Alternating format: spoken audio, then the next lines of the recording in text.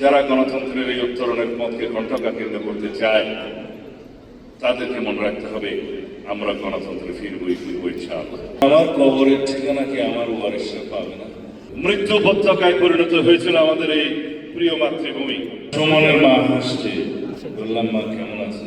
সেই হাসির মধ্যে পর্বত সম যে বেদনা সেটা আমরা বুঝি, কিন্তু এই হাসি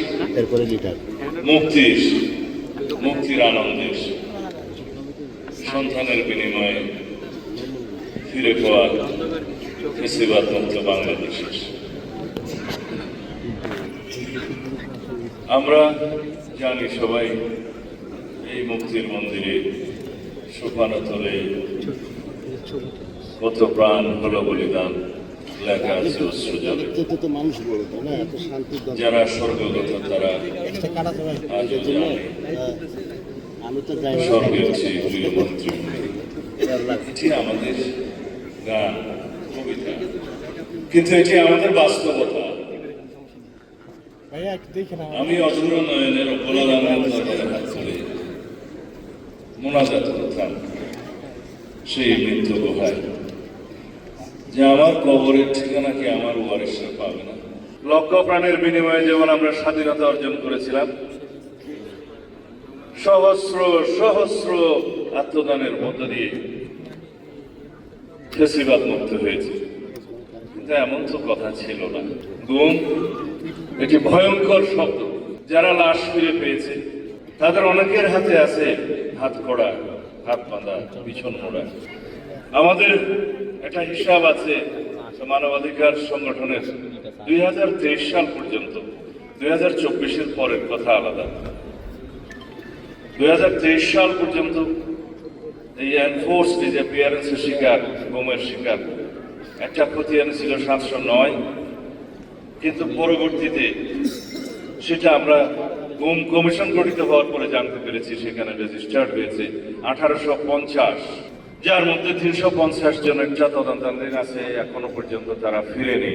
কিন্তু সেই 709 যে হিসাবটা ছিল তার মধ্যে 155 জন ফিরেনি আজও। তারা আমাদের মতো সৌভাগ্যবান হতে পারেনি।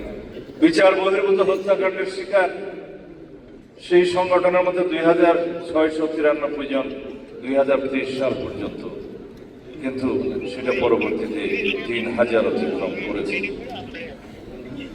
এভাবে জেলখানায় মৃত্যুবরণ করেছে সেই পর্যন্ত 1048 জন। 2024 সালে জাতিসংঘের তদন্ত কমিশনের ফ্যাক্ট ফাইন্ডিং কমিটির রিপোর্ট অনুসারে আপনারা দেখেছেন 1400-রও বেশি শহীদের তালিকা তারা করেছেন। 20,000-এর অধিক মানুষের আহত হওয়ার এবং চিরজীবনের জন্য পঙ্গুত্ব হওয়ার রিপোর্ট তারা দিয়েছে। তার মধ্যে 5 শতাধিক 2 চোখে এবং 1 চোখের অন্ধত্ব। এত ত্যাগ, এত রক্ত, এত আত্মদান পৃথিবীর অন্য কোন জাতি পেয়েছে কিনা? আমরা একটা রাক্ষস রাজ্যে ছিলাম এবং মৃত্যু উপত্যকায় পরিণত হয়েছিল আমাদের এই প্রিয় মাতৃভূমি। যেভাবে নির্বাচনকে প্রশ্নবিদ্ধ করতে চায় এবং পারতপক্ষে নির্বাচন থেকে সরে দাঁড়াতে চায় বিভিন্ন কৌশলে, সেটার সুযোগ করছে আমরা কোনো সুযোগ দেব না। আমরা এত রক্তের বিনিময়ে জনগণের প্রত্যাশিত শক্তিশালী গণতন্ত্রকে ফিরাবো ইনশাআল্লাহ। যারা ষড়যন্ত্র করছে নির্বাচন কমিশন সহ সকলের উদ্দেশ্যে বলতে চাই, সমতা বিধান করতে হবে, সম্মতা আনতে হবে। আমাদের ভদ্রতা নম্রতা নয়, সেটা আমাদের দুর্বলতা নয়। আমরা গণতন্ত্রকে ভালোবাসি। আমরা রক্ত সিঁড়ি মাড়িয়ে আজকে এখানে উপনীত হয়েছি।